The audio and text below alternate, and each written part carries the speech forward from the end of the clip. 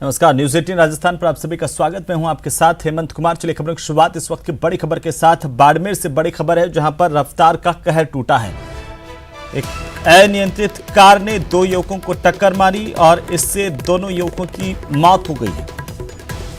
जानकारी के अनुसार सड़क के किनारे पर खड़े थे दोनों युवक। इसी दौरान तेज रफ्तार अनियंत्रित कार ने कहर बरपाया, इन युवकों को टक्कर मारी, जिन्हें गंभीर हालत में अस्पताल में ले जाया गया। अस्पताल में दोनों ने इलाज के दौरान दम तोड़ दिया। पुलिस ने दोनों शवों को नाहटा अस्पताल की मोर्चरी में रखवाया। सिवाना कस्बे के संजीवनी कॉम्प्लेक्स के आगे की घटना, जिसकी तस्वीरें हम आपको दिखा रहे हैं। इस हादसे के बाद की पहली तस्वीरें आपके टीवी स्क्रीन पर। एक अनियंत्रित तेज रफ्तार कार का कहर टूटा है। ज्यादा जानकारी के साथ संवाददाता प्रेमदान बाड़मेर से हमारे साथ फोन लाइन पर। प्रेमदान, कैसे यह हादसा हुआ, अभी क्या जानकारी है? देखिए, मैं बताना चाहूंगा कि जो कार चालक था उसकी लापरवाही की वजह से और कार अनियंत्रित हो गई, तो सड़क के किनारे दोनों युवक खड़े थे, उसको टक्कर मार दी। उसके बाद में गंभीर अवस्था में सिवाना पुलिस ने हॉस्पिटल पहुंचाया। उसके बाद में इलाज के दौरान दोनों ने दम तोड़ दिया। उसके पुलिस ने इस कार को और कार चालक को हिरासत में ले लिया है और मृतकों के परिजनों को सूचना दे दी गई है। पहुंचने के बाद में पोस्टमार्टम के बाद में मृतकों के परिजनों को सौंप दिया जाएगा। चलिए, बहुत शुक्रिया प्रेमदान तमाम जानकारी के लिए। तो सड़क के किनारे दोनों युवक खड़े थे, इसी दौरान ये एक्सीडेंट हुआ, दो युवकों की मौत हुई है।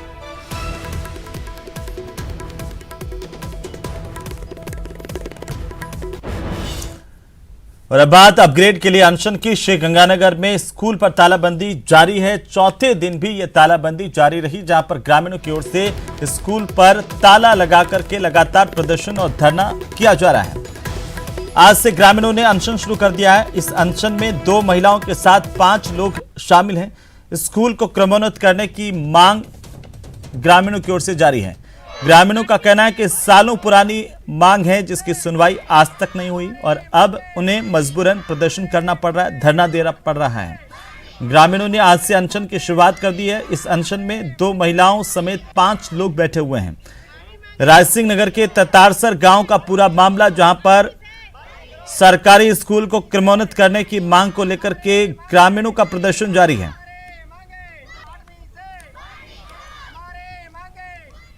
और इसी बीच जालोर से बड़ी खबर, जहां पर दबंगों ने सरकारी स्कूल का रास्ता ही बंद कर दिया।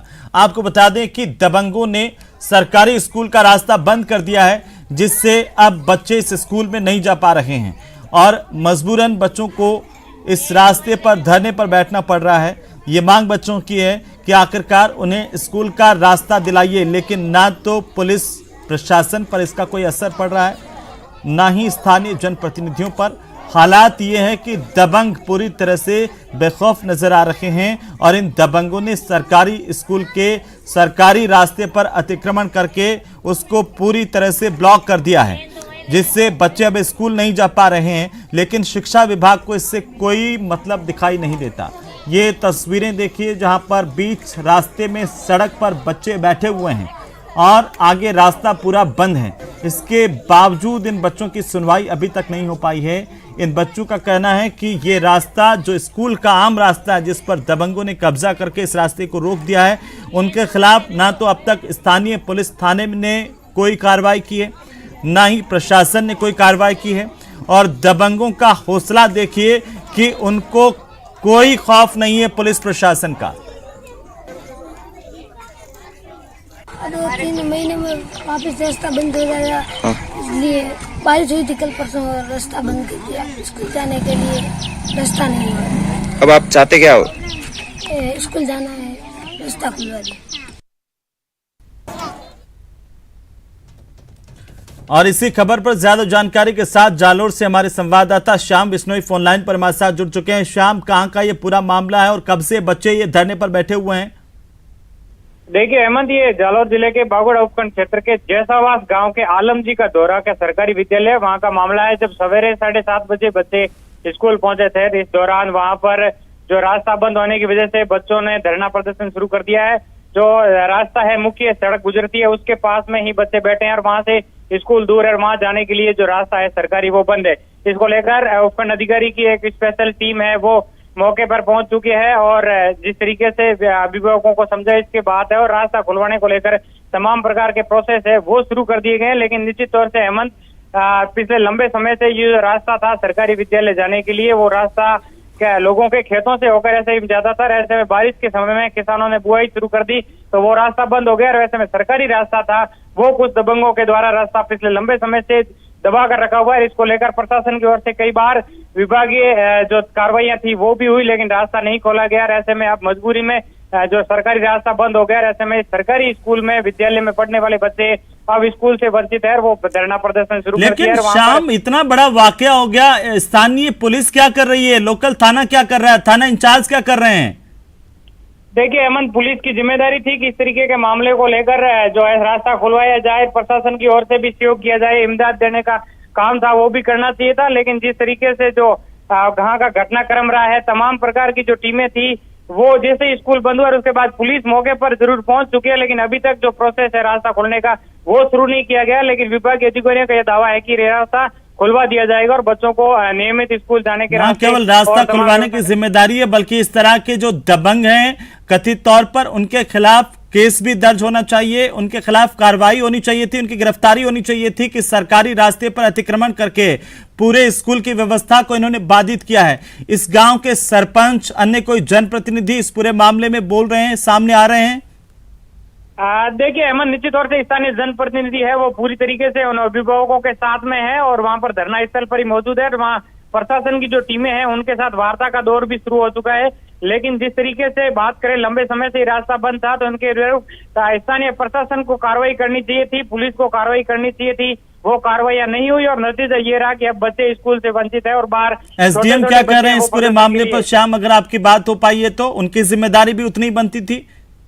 देखिए वहां पर जो उपखंड अधिकारी है वो बागोड़ा उपखंड का जो पोस्ट है वो रिक्त है, साइला उपखंड अधिकारी को इसका चार्ज है। तो उन्होंने जैसे ही पूरी घटना की जानकारी मिली तो बागोड़ा से एक टीम है वो मौके के लिए रवाना कर दी और जैसे ही अब वो टीम पहुंची है तो उपखंड अधिकारी ने साफ तौर से ये कहा है कि जल्द रास्ता खुलवा दिया जाएगा और बच्चों को किसी भी प्रकार की। कितने घंटे हो गए इन बच्चों को यहाँ पर सड़क पर बैठे हुए बीच रास्ते में? देखिए हेमंत, 4 घंटे हो गए हैं, बच्चे अभी भी वहां पर ही डटे हुए हैं क्योंकि 7 बजे की घटनाक्रम है और 11 बजने को आए हैं। तो 7 बजे से बच्चे वहां पर बैठे हैं और वहां पर अभिभावक और तमाम प्रकार के जो स्थानीय जनप्रतिनिधि है, चाहे सरपंच की बात करें या अन्य प्रशासनिक जो लवाजमा है, वो मौके पर पहुंचा हुआ है। वार्ता का दौर जारी है। अब देखने वाली बात होगी कि कब इस स्कूल का रास्ता खुलता है। जी शाम, ये तस्वीरें तो हैरान करने वाली है कि आखिरकार इतने सारे बच्चे सड़क पर बैठे हुए हैं, उनकी सरकारी स्कूल के सामने का रास्ता कोई रोक देता है, सरकारी जमीन पर कब्जा कर लेता है और प्रशासन कहती है कि बातचीत होगी। निश्चित तौर से हेमंत, बड़ा सवालिया निशान जालौर के प्रशासन पे खड़ा हो रहा है क्योंकि जिस तरीके से एक के बाद एक इस तरीके की रास्ता बंद की घटनाएं वो जालौर में सामने आ रही है। इससे पहले एक प्रसूता को लेकर खाट पर सुला करके ले जाया गया क्योंकि उसका रास्ता बंद था और उसके बाद ये जो छोटे मासूम बच्चे हैं, ये 5वीं क्लास, 3री क्लास और 2री क्लास में पढ़ने वाले वो छोटे छोटे मासूम बच्चे हैं। तस्वीरों में न्यूज 18 सुबह से दिखा रहा है कि किस तरीके से बच्चे रास्ते और स्कूल जाने के लिए प्रशासन के सामने। बिल्कुल श्याम, और इस वक्त अगर जालौर के जिला कलेक्टर, एसपी और साथ ही साथ शिक्षा मंत्री सूबे के इस खबर को देख रहे हैं तो सोचिए कि आखिरकार इस देश का क्या हाल है जहां पर बच्चे पिछले 5 घंटे से लगातार सड़क पर बैठे हुए हैं, जमीन पर बैठे हुए हैं, मांग ये कर रहे हैं कि उनकी स्कूल का रास्ता किसी दबंग ने रोक दिया है। उसके खिलाफ स्थानीय थानेदार कुछ नहीं कर पा रहे हैं। ऐसे थानेदार के खिलाफ भी कार्रवाई हो, ऐसे पुलिस प्रशासन के खिलाफ भी कार्रवाई हो जो लगातार आंखें मूंदे हुए हैं। उम्मीद की जानी चाहिए, न्यूज 18 ये अपील करता है कि इस पूरे मामले को जल्द से जल्द संज्ञान में लिया जाकर के प्रशासन कार्रवाई करें। तो चलिए आगे बढ़ेंगे। करौली शहर में शांति मार्च निकाला गया। कल झगड़े के बाद बाजार बंद हुए थे और कानून व्यवस्था बरकरार रखने के लिए शांति मार्च निकाला गया।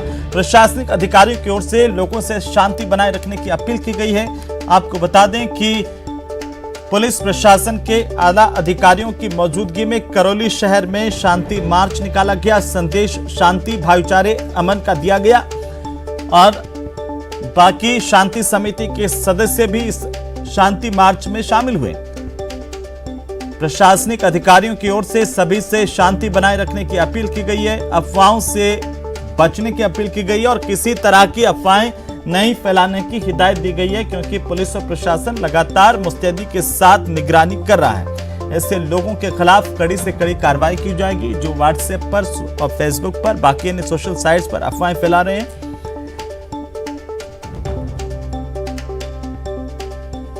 युवकों के झगड़े को तो समुदाय का झगड़ा बनाकर पेश करने की कोशिश की गई, उसके बारे में कानूनी कार्रवाई की जा चुकी है। व्यक्तिगत लड़ाई होती है, घर घर में भाई भाई में भी लड़ाई हो जाती है, लेकिन ये इस तरीके से अफवाह फैलाना कि दो समुदायों के दरमियान लड़ाई हो गई, जिससे हमारे शहर का माहौल खराब होता है। दुकानदार भयभीत होकर दुकानें बंद कर देते हैं। दुकानदार भाइयों से इस बात की अपील है कि ऐसा कल कोई घटनाक्रम नहीं हुआ था।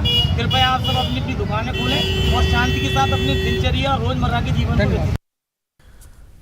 और अब बात भरतपुर की, जहां पर कन्नी गुर्जर चौराहे के पास देर रात को एक युवती को बाइक सवार ने टक्कर मार दी। इस टक्कर में युवती गंभीर रूप से घायल हो गई, जिसे एक निजी अस्पताल में भर्ती करवाया गया। इस घटना को लेकर जब महिलाओं ने बाइक चालक से शिकायत की तो वो उल्टा महिलाओं से ही उलझने लगा, महिलाओं के साथ दुर्व्यवहार करने लगा। इसे लेकर महिलाओं को गुस्सा आ गया और शराबी बाइक चालक की चप्पलों से जमकर पिटाई कर डाली।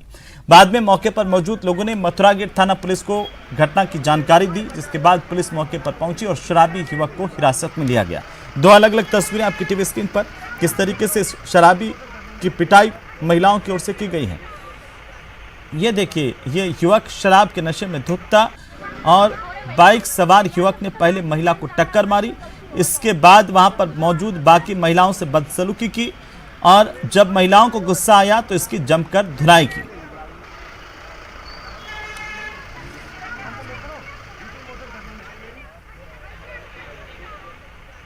घर से निकले थे, उसके बाद हम जो अरोड़ा हॉस्पिटल तक ही पहुंचे थे तो उसने बंदे ने सामने से आके बुलेट पे आ रहा था, उसने आगे से टक्कर मारी और टक्कर मार के वो हाथापाई करने लगा खुद से और हमने उस पर तब जाके हमने उस पर हाथ छोड़ा। और अब बात भरतपुर की, जहां पर डीग पंचायत समिति की 9 ग्राम पंचायतों को नवगठित पंचायत समिति सीकरे में जोड़ने को लेकर ग्रामीणों का प्रदर्शन लगातार जारी है। 21 जून से 9 ग्राम पंचायतों के लोग आंदोलन कर रहे हैं, लेकिन अभी तक कोई भी समाधान नहीं निकल पाया। लोगों की यह मांग है कि सीकरी पंचायत समिति में जोड़ी गई 9 ग्राम पंचायतों को वापस डीग में ही शामिल किया जाए। ग्रामीणों का यह भी कहना है कि डीग से सीकरी जाने में उन्हें काफी परेशानी का सामना करना पड़ता है और वक्त भी ज्यादा लगता है। इसी को लेकर विरोध प्रदर्शन ग्रामीण कर रहे हैं। पिछले 3 दिन से लगातार 51 लोग भू समाधि लेकर यहां पर विरोध जता रहे हैं, लेकिन अभी तक सरकार और प्रशासन के लोगों ने इनकी कोई सुध नहीं ली है, ना ही कोई बातचीत करने के लिए उनके पास पहुंचा है।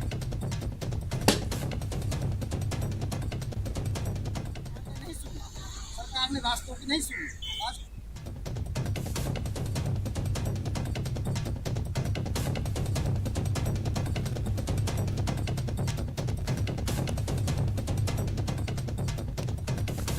तो लगातार ग्रामीण प्रदर्शन कर रहे हैं, शांतिपूर्वक तरीके से भू समाधि के जरिए सरकार तक अपनी मांग पहुंचाना चाहते हैं, लेकिन सुनवाई नहीं हो पा रही है। और अब बात करते हैं राजसमंद के मगरा इलाके की, जहां से एक बार फिर से शराबबंदी की आवाज उठी है। यहां की महिलाओं ने शराब की वजह से होने वाली समस्याओं के लिए शराब की बोतल पर ढक्कन लगाने का मन बना लिया है। यह खास रिपोर्ट देखिए।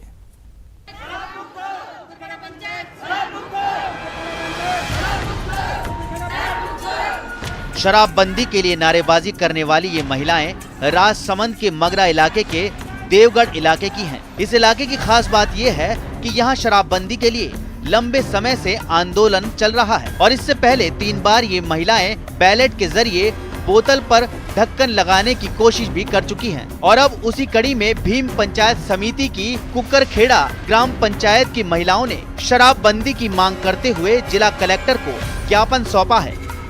चुनाव जीती उसके बाद मैं महिलाओं से संपर्क करने जब वापस गई तो महिलाओं ने एक ही मांग की कि हमें कुछ नहीं चाहिए, सिर्फ आप शराबबंदी कराओ और हमारी पंचायत को शराब से मुक्त कराओ। हम बहुत परेशान हैं। महिला इतनी परेशान है कि शाम को दिन भर काम करके शाम को घर पे जाके खाना बनाती है और 10-11 बजे तक अपने पति की राह देखती है और वो पति दारू में धुत होकर घर पे आता है और महिलाओं से मारपीट करता है। तो ठेके पे जाने की जरूरत नहीं है, इंसान तो बस यहाँ घर से बाहर निकल गई वो इंतजार करता है कि गाड़ी आने वाली है, क्योंकि वहाँ पे जाए औरत कितने भी ध्यान रखेगी, लेकिन वो क्या करेंगे, वो तो बाहर आता है गेट के सामने ही, तो वो शराब का घूमन लेके अंदर चला जाता है। इन महिलाओं ने मांग की है कि शराब व्यापारी अपनी बिक्री बढ़ाने के लिए जगह जगह अवैध तरीके से जो ब्रांच खोल रहे हैं उसे बंद किया जाए। साथ ही अवैध तरीके से 24 घंटे मिलने वाली शराब पर भी प्रतिबंध लगे। यहाँ की महिलाओं का कहना है कि शराब उनके शौहर को निगल रही है। दिन भर की मजदूरी को पति नशे में उड़ा रहे हैं। इस वजह से वो लंबे समय से शराबबंदी की मांग कर रही हैं। हालांकि अभी तक वो पूरी नहीं हुई है। मांग की थी ना, तो कहाँ शराब बंद हुई है? अभी तक नहीं हुई है शराब बंद। ठेका बंद होना चाहिए हमारे तो। ना ठेके से घर घर पे लाके दारू दे रहे, शराब भी बेच रहे, गाड़ी लेके घर पे लाके छोड़ रहे हैं दारू। तो फिर गाड़ी घर के सामने गाड़ी लेके आ रहे हैं, तो फिर परेशानी है ना। आप जल्द से जल्द बंद कराओ दारू, बस शराब।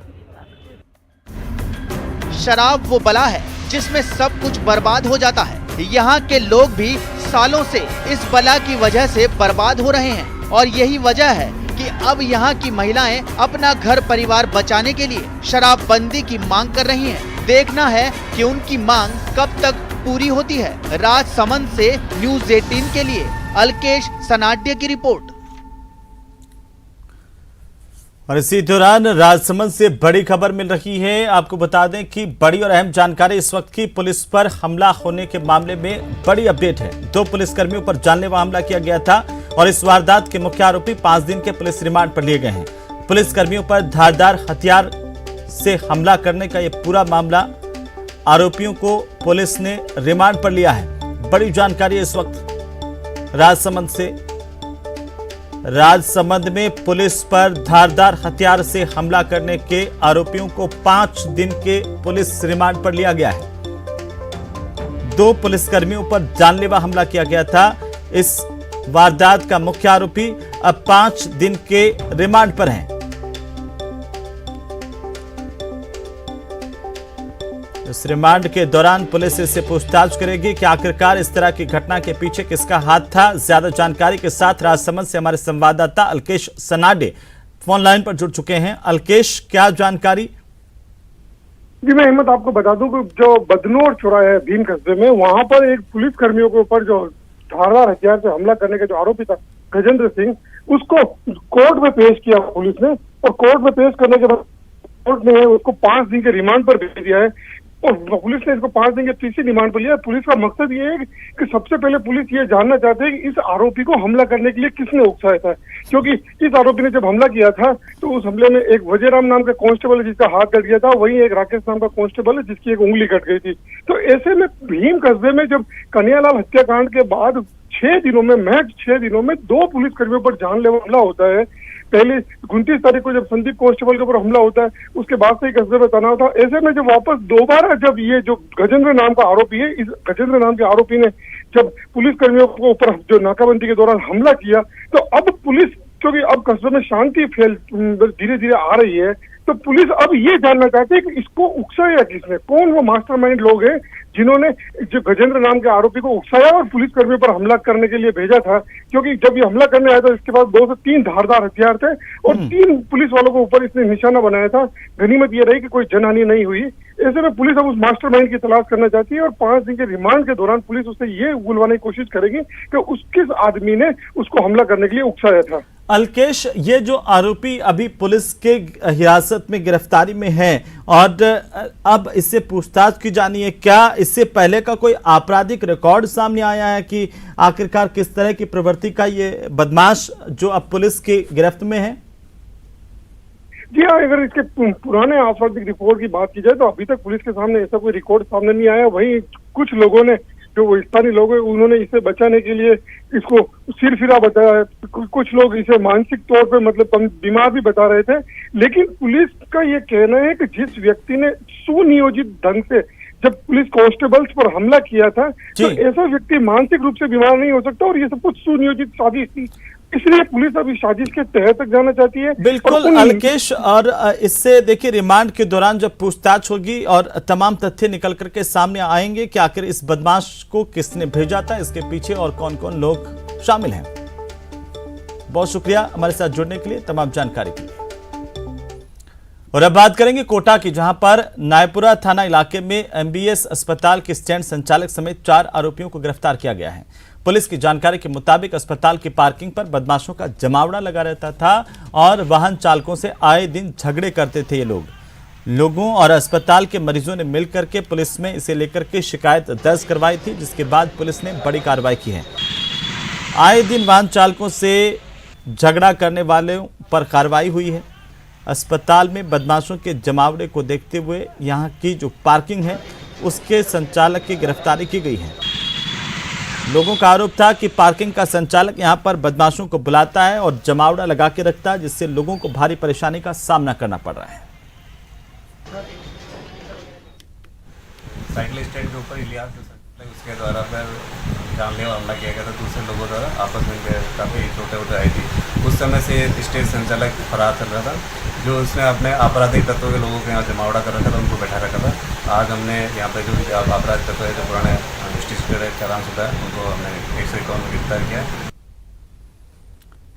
और इसी बीच झुंझुनू से बड़ी खबर है, जहां पर आरएसएस का मंथन लगातार जारी है। प्रांत प्रचारकों की बैठक का आज दूसरा दिन है शिक्षा कार्यों पर और इसी दौरान मंथन हो रहा है।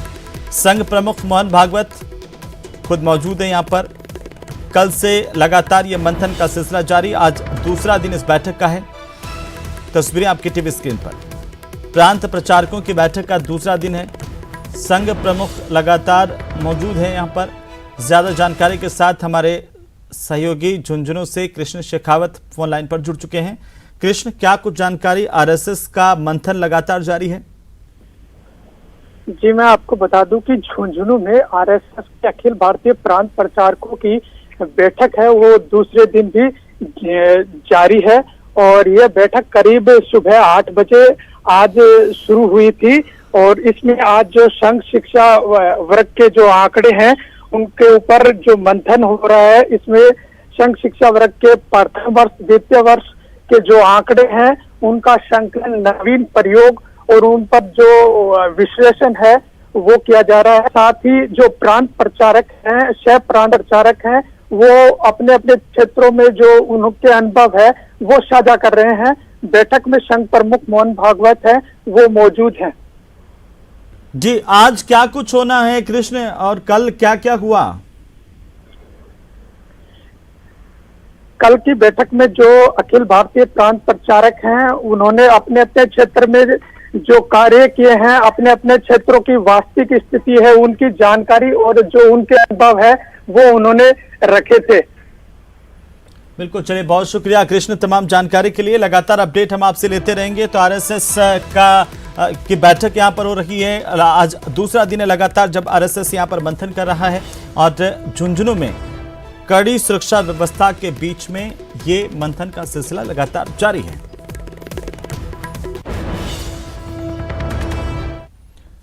और इसी बीच उत्तराखंड के रामनगर से बड़ी खबर है, जहां पर रामनगर की ढेला नदी में एक आर्टिगा कार आज सुबह 5 बजे बह गई। इसमें 9 लोगों की मौत होने की जानकारी सामने आ रही है। ये पंजाब के पर्यटक बताए जा रहे हैं जो मौत के मुंह में समा गए।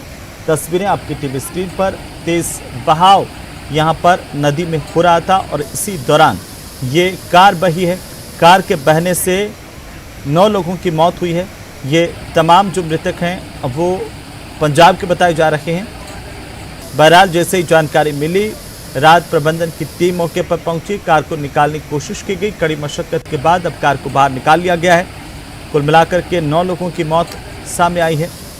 एक बच्ची जो इस कार में सवार थी उसको बचाया जा सका है। रामनगर की ढेला नदी में सुबह सुबह कहर बरपा है। रात हुई बारिश, 2 बजे बाद बारिश बताई जा रही है कि यहाँ हो रही थी। उसके बाद जो बारिश हुई है उस बारिश में ढेला नाला अपने पूरे उफान पे था। आप देख सकते हैं मेरे पीछे ढेला नाला है। इस ढेला नाले ने कहर ढाया है। इसमें एक आर्टिका गाड़ी इसमें बह गई जिसमें 10 लोग सवार थे, जिसमें से 9 की मौत हो गई और एक लड़की जो है वो जीवित है, जिसको ले जाया गया है। ये पर्यटक बताया जा रहा है कि पंजाब से यहाँ आए थे। पंजाब से आने के बाद ये ढेला से सुबह रामनगर की ओर जा रहे थे। आप देख सकते हैं इस सबको देखने के लिए यहाँ पर काफ़ी लोगों की भीड़ है। लोग मदद के हाथ भी बढ़ा रहे हैं। गाड़ी निकालने की कोशिश की जा रही है। अभी भी बताया जा रहा है कि 5 लोग इस गाड़ी के अंदर फंसे हुए हैं। ट्रैक्टर लगे हुए हैं लेकिन वो ट्रैक्टरों से भी वो गाड़ी निकल नहीं पा रही है। इस तरह से वो गाड़ी वहाँ पर दब गई है या फंस गई है पत्थरों के बीच कि वो निकल नहीं पा रही है। अब ये 5 बॉडी कितनी देर में निकलेंगी ये देखने वाली बात होगी। गोविंद पाटनी, न्यूज 18 रामनगर। चलिए आगे बढ़ेंगे। गुजरात के सोमनाथ में पानी के तेज बहाव में एक पुल टूट गया है और खेरा और वसावट के इलाके को आपस में जोड़ने वाला यह पुल तेज बारिश के बाद तेज बहाव के आगे नहीं टिक पाया और देखते ही देखते धराशायी हो गया। ये तस्वीरें सामने आई है पुल के टूटने की, और ये तस्वीरें आपकी टीवी स्क्रीन पर हम दिखा रहे हैं किस तरीके से यहाँ पर पानी का जब तेज बहाव हुआ तो पुल पूरा का पूरा बह गया। और इस दौरान ये जो दोनों इलाके इनका संपर्क आपस में टूट गया है।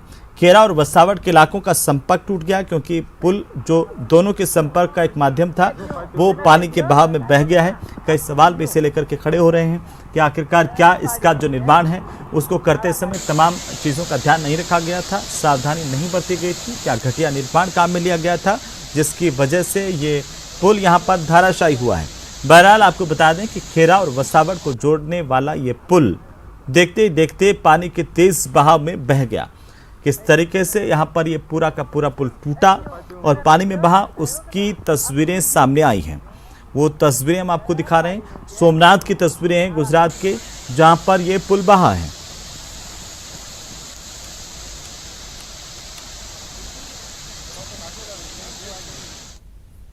तो वहीं बारां और झालावाड़ जिलों के मध्य परवन नदी पर निर्माणाधीन बांध स्थल पर पिछले दिनों नदी पार करने के दौरान बहे वेल्डिंग करने वाले की आज फिर से तलाश शुरू की गई है। निर्माणाधीन टनल में वेल्डिंग के लिए नदी में तैयार कर दूसरे छोर पर जाते समय गुरुवार दोपहर को एक युवक पानी के बहाव में लापता हो गया था। इसका देर शाम तक कोई सुराग नहीं लगा। जो युवक लापता है उसका नाम महेश बताया जा रहा है और वो बांध स्थल पर वेल्डिंग का काम करता था, जिसे अब ढूंढने का काम फिर से शुरू किया गया है। इसकी तलाश फिर से शुरू की गई है और अभी तक इसका कोई अता पता नहीं है। बहरहाल आपको बता दें कि जैसे ही जानकारी कल मिली थी नदी में युवक के लापता होने की, उसके बाद इसे खोजा गया था और अब एक बार फिर से इसे ढूंढने का काम शुरू किया गया है।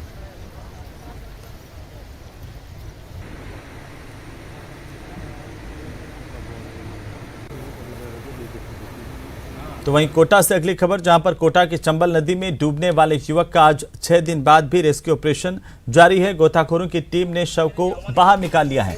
मृतक युवक दलदल और बड़ी कराइयों के बीच में फंस गया था। मृतक 21 साल का रुपेश गोबरिया बावड़ी का निवासी था। रुपेश अपने साथियों के साथ 3 जुलाई को चंबल नदी आधारशिला के पास नहा रहा था और इसी दौरान चंबल नदी में गिर गया था, जिससे उसकी मौत हो गई। अब इस युवक का शव 6 दिन बाद बरामद कर लिया गया है। गोताखोरों की टीम लगातार लगी रही और इस पूरी टीम ने शव को बाहर निकाल लिया है। युवक चंबल नदी आधारशिला में नहाते वक्त डूब गए। हम नगर निगम गोताखोर टीम तुरंत यहाँ पर आए और यहाँ पर तलाशी अभियान जारी किया। उस दौरान हमने स्कूबा डाइविंग भी की, लेकिन डेप्थ बहुत अधिक होने के कारण और नीचे कुछ दिखाई नहीं देने के कारण उसका कुछ पता नहीं चल पाया। उसी दिन से लगातार आज दिनांक 8/7/2022 तक हम अर्ली मॉर्निंग सवेरे जल्दी से लेके देर रात तक उसको तलाशते रहे, लेकिन आज सुबह हमें 5 बजे उसका शव दिखाई दिया। हमने पुलिस के सुपुर्द और परिजनों के सुपुर्द कर दिया उसको, शव को।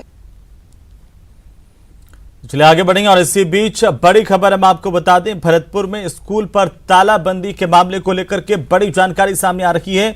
ग्रामीणों ने स्कूल पर ताला लगाया हुआ है। स्कूल में शिक्षक देरी से आते थे और ग्रामीण इसी बात को लेकर के लगातार प्रदर्शन कर रहे हैं। प्रिंसिपल समेत कई शिक्षकों को यहां पर ग्रामीणों ने घुसने नहीं दिया है। बच्चों की कई दिनों से पढ़ाई यहां पर बाधित हो रही थी। पहले कोरोना का काल और इसके बावजूद भी शिक्षकों की लापरवाही बच्चों की शिक्षा पर भारी पड़ रही थी और इसी को देखते हुए अभिभावकों ने यहां पर प्रदर्शन शुरू कर दिया है। इस तरह के शिक्षकों पर कार्रवाई की मांग ये कर रहे हैं। ये तस्वीरें आपकी टीवी स्क्रीन पर भरतपुर की तस्वीरें हैं, जहां पर जागरूक लोगों ने स्कूल के आगे प्रदर्शन शुरू कर दिया है। ज्यादा जानकारी के साथ भरतपुर से हमारे संवाददाता दीपक पुरी फोन लाइन पर है। दीपक, क्या है आखिर पूरा मामला?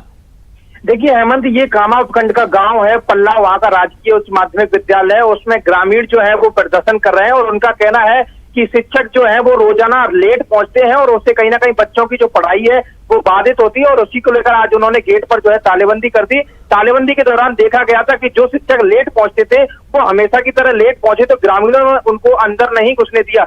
जो शिक्षक समय से आ गए थे उनको अंदर जाने दिया और बच्चों की पढ़ाई करने लगे। लेकिन जो लेट आए थे, प्रिंसिपल सहित कई अध्यापक वहां पर लेट आए थे, तो उनको ग्रामीणों ने अंदर नहीं घुसने दिया। साफ मना कर दिया और ग्रामीण अभी भी वहां तालाबंदी करके बैठे हुए। ग्रामीणों का कहना है कि जब तक इन शिक्षकों के खिलाफ कोई कार्रवाई नहीं हो जाती तब तक वो वहां से नहीं हटेंगे। उनका कहना है कि बच्चों की पढ़ाई का मामला है, बच्चों के भविष्य के साथ में इन शिक्षकों द्वारा खिलवाड़ किया जा रहा है और उसी को लेकर के उन्होंने प्रशासन से मांग की है कि ऐसे शिक्षकों के खिलाफ कड़ी से कड़ी कार्रवाई की जाए, क्योंकि बच्चे शिक्षकों से पहले विद्यालय पहुंच जाते हैं लेकिन शिक्षक वहां पर नहीं पहुंचते हैं। ये जो मामला है वो देखने को मिल रहा है। फिलहाल ग्रामीण प्रदर्शन कर रहे हैं। अब देखना ये होगा कि कब तक वहां पर प्रशासन पहुंचता है और कब तक ग्रामीणों की बात जो है वो सुनी जाती है। जी अमन। दीपक, ये जो स्कूल के प्रिंसिपल हैं, प्रधानाचार्य, इनसे कोई बात हो पाई? इनका पक्ष क्या है?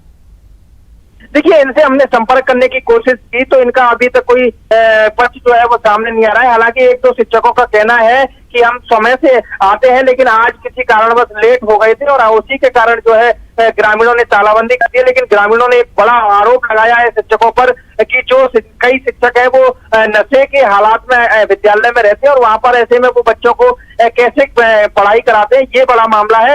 हालांकि विद्यालय में भी कोई भी व्यवस्था वहां पर नहीं है। ग्रामीणों का कहना है कि ना बच्चों के लिए पीने की पानी की व्यवस्था है, ना साफ सफाई की व्यवस्था है। आखिर ये विद्यालय में शिक्षक आते हैं और बैठ करके शाम को अपने घर के लिए चले जाते हैं, इसलिए बच्चों के भविष्य के साथ खिलवाड़ किया जा रहा है और उसी को लेकर आज उन्होंने तालाबंदी कर दी। मामले को लेकर के ना बीईओ डीईओ कोई सुनवाई नहीं कर रहा, जिला कलेक्टर, शिक्षा मंत्री। देखिए, सबसे बड़ी बात की जाए तो शिक्षा मंत्री जो है वो खुद कामा से है, जाहिदा खान, उन्हीं के क्षेत्र का ये पूरा मामला है और ऐसे में अब उन्होंने मांग की है कि एक कड़ी कार्रवाई की जाए इन शिक्षकों के खिलाफ। लेकिन अभी तक कोई भी प्रशासनिक अधिकारी उनसे बातचीत के लिए नहीं पहुंचा है और उनका कहना है कि देखते हैं कब तक कोई अधिकारी हमारे पास नहीं आता है और हमारी मांग को नहीं सुनता है, तब तक हम विद्यालय के बाहर तालाबंदी करके बैठे रहेंगे। फर्श लगा करके ग्रामीण बैठे हुए और लगातार उनकी मांग है कि बच्चों के भविष्य के साथ खिलवाड़ नहीं करने दिया जाएगा। ऐसे में इन शिक्षकों के खिलाफ एक कड़ी कार्रवाई होनी चाहिए। कितने शिक्षक हैं जो आज स्कूल के बाहर हैं, जो लेट आए थे, ग्रामीणों ने उनको घुसने नहीं दिया है, और क्या इनके नामों का पता चल पाया है? बताइए, बाकी दर्शकों को भी पता चले कि ये शिक्षक वहां पर लेट पहुंचते हैं स्कूल में, बच्चों की पढ़ाई के साथ खिलवाड़ कर रहे हैं।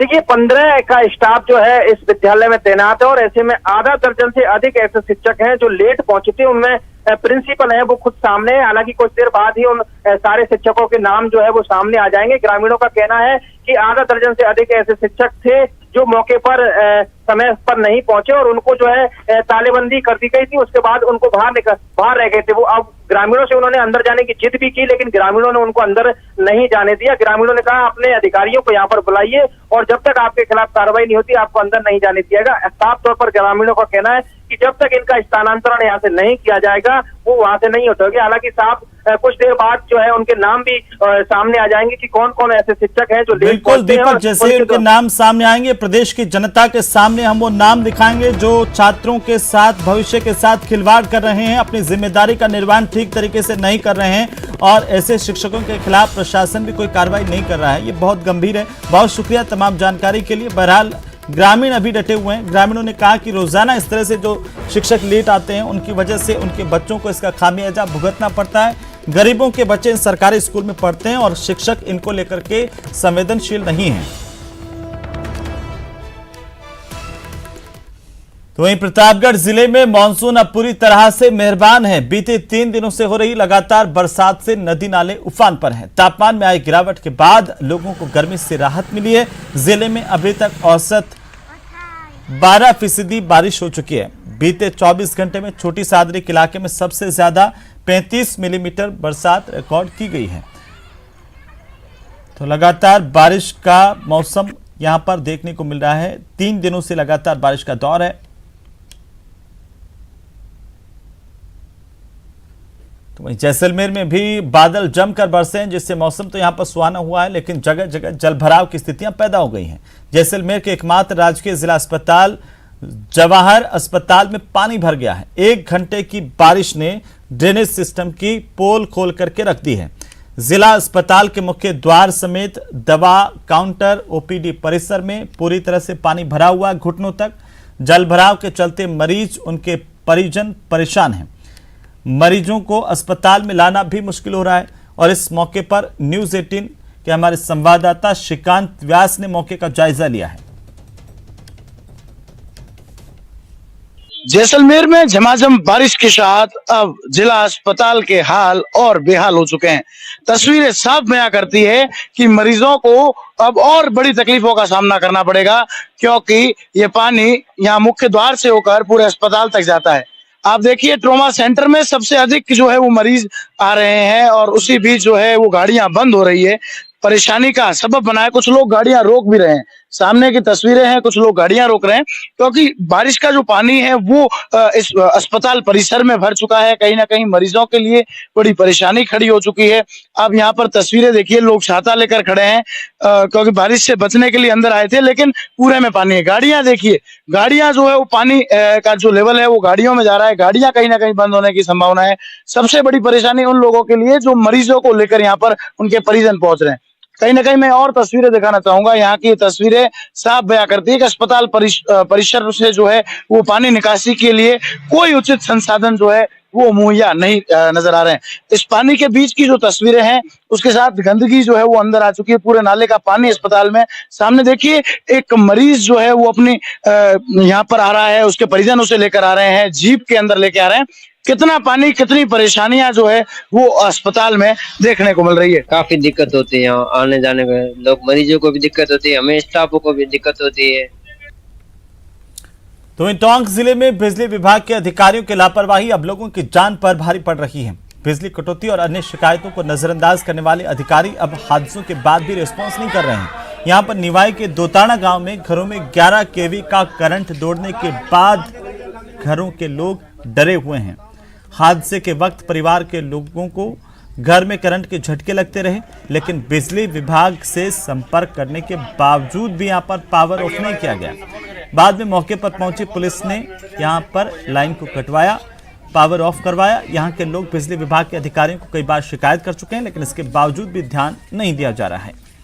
तो लगता है बिजली महकमे को यहां पर किसी बड़े हादसे का इंतजार है। बिजली विभाग के अधिकारियों पर यह आरोप है कि कोई भी हादसा हो जाए वो लोगों के फोन नहीं उठाते हैं, रेस्पॉन्स नहीं करते हैं। यहाँ पर ऐसा ही हुआ, एक घर में करंट दौड़ गया, फोन करते रहे घर वाले कि लाइन काट दीजिए, कोई बड़ा हादसा हो जाएगा, उनकी जान खतरे में है।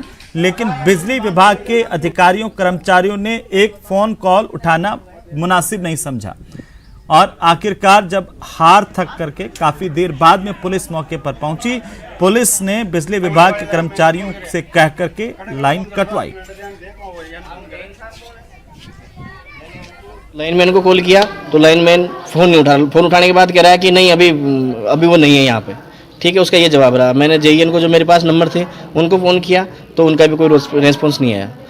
और उसके बाद जब हमने बरौनी थाने में संपर्क किया, कॉल किया, वहाँ से गाड़ी आने के बाद तो उन्होंने लाइन बंद करवाई है। जिस पोल पे हमारे मतलब कनेक्शन है उस पर, तो उसे टच होने के बाद में पूरे मकान में करंट उतर गए। सारे इलेक्ट्रॉनिक्स जो पूरे पार्ट्स थे वो सारे जल गए। और अब बात बिजली के संकट के। इन दिनों प्रदेश भर में बिजली का संकट गहराया हुआ है, लेकिन कोटा में हजारों यूनिट बिजली लापरवाही की वजह से बर्बाद हो रही है। कैसे, ये खास रिपोर्ट देखिए।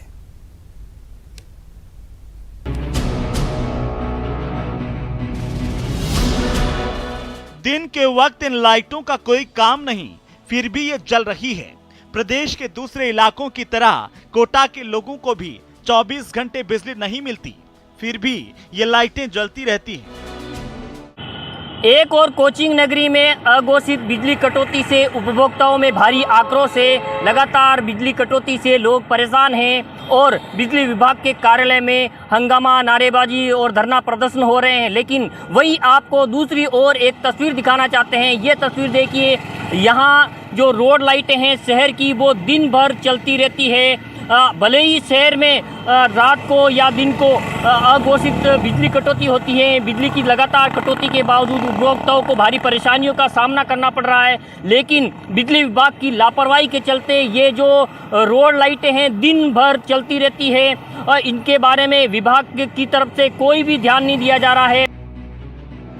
ऐसा नहीं है कि लाइटों पर किसी की नजर नहीं पड़ती, लेकिन कोई इन्हें बंद करने की जिम्मेदारी नहीं उठाता। शहर के लोगों का कहना है कि Nayapura, Ghantaghar, station road, aerodrome circle, CD circle, Mahavir Nagar, Talwandi, Dadabari समेत दर्जनों इलाकों में स्ट्रीट लाइटें जलती रहती हैं, लेकिन कोई इस पर ध्यान नहीं देता। पूरी रोड लाइटें जली हुई है और काफ़ी परेशानियां हो रही है। 3-3, 5-5, 4-4 लाइटें जल रही है और कंटिन्यू जल रही है ये। और जब रात को इनकी ज़रूरत होती है तब ये नहीं जली रहती है, जब ज़रूरत नहीं है दिन में जल रही है। काफ़ी एक्सीडेंट हो चुके हैं यहाँ पे इस रोड पे। इनको तो कल से जलते हुए देख रहा हूँ मैं, और जब से जली हुई है और किसी ने बंद भी नहीं की है, कोई एक्शन भी नहीं लिया है। दिन के अभी 6 घंटे से यहाँ लाइट जली हुई है। गाँवों में लाइट नहीं है और वहाँ पे कटौती बहुत ज़्यादा करी जाती है और यहाँ पे फ्री में। जलती हुई लाइटों को लेकर कई बार शिकायत की गई, लेकिन कोई इस पर ध्यान ही नहीं देता। इन लाइटों को बंद करने की जिम्मेदारी केईडीएल की है, लेकिन वो निगम और यूआईटी पर जिम्मेदारी डालकर अपना पल्ला झाड़ लेते हैं। स्ट्रीट लाइट जो जलती हैं वो लोकल बॉडीज़ मेंटेन करती हैं। लोकल बॉडीज़ में आपका यूआईटी हो गया या नगर निगम हो गया, ये लोग मेंटेन करते हैं। तो जनरली तो बंद रहती हैं और ऑटो या तो ऑटो स्विच लगा रखा होता है और उससे ऑटो ऑफ होती हैं। बताया जा रहा है कि इन लाइटों में ऑटोमेटिकली ऑन ऑफ सिस्टम भी जनरेट होता है, लेकिन बारिश और धूल की वजह से ये अक्सर काम करना बंद कर देता है। लिहाजा दिन भर ये लाइटें जलती रहती हैं और इन्हें साफ करने की जिम्मेदारी भी कोई नहीं उठाता।